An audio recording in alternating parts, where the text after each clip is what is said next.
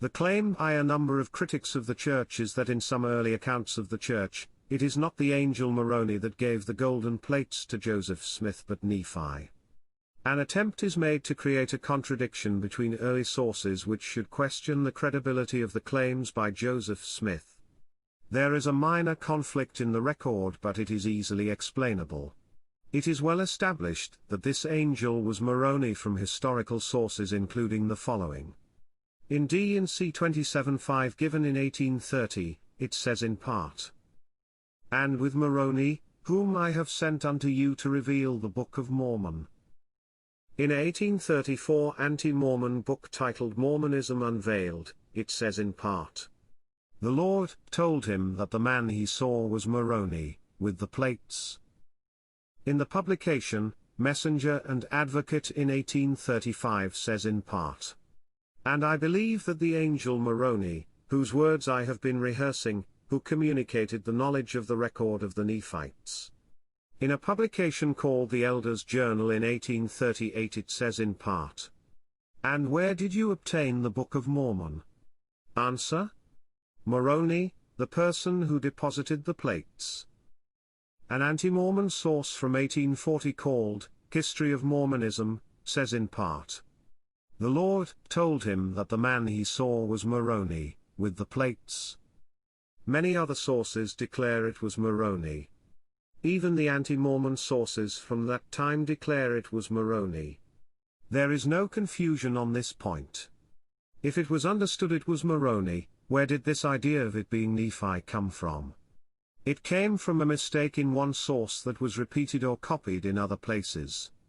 The source of the mistake is from a June 1839 manuscript by James Mulholland called Manuscript History of the Church Book A1.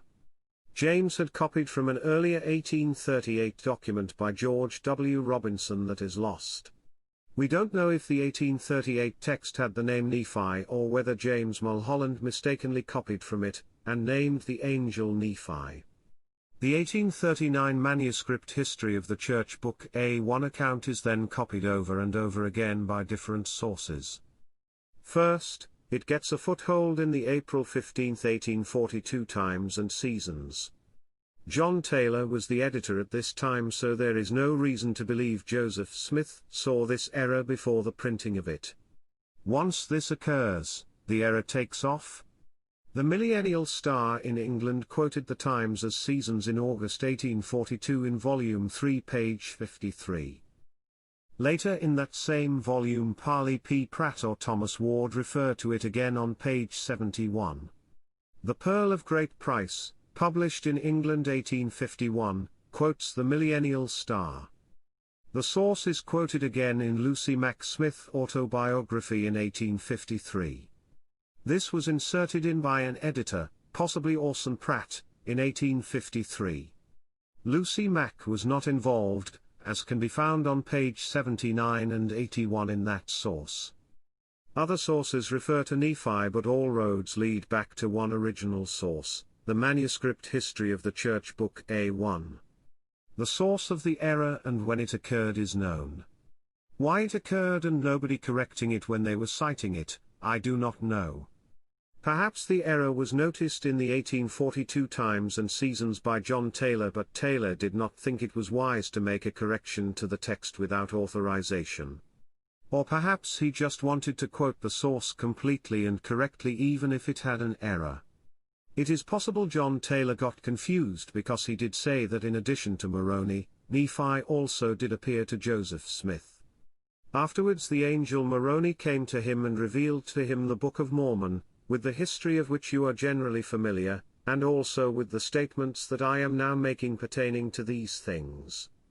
And then came Nephi, one of the ancient prophets, that had lived upon this continent, who had an interest in the welfare of the people that he had lived amongst in those days. The evidence is clear.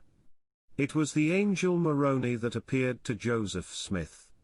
The name Nephi, being the angel, comes years after Moroni identity was established, and it comes from one source which is copied over and over again.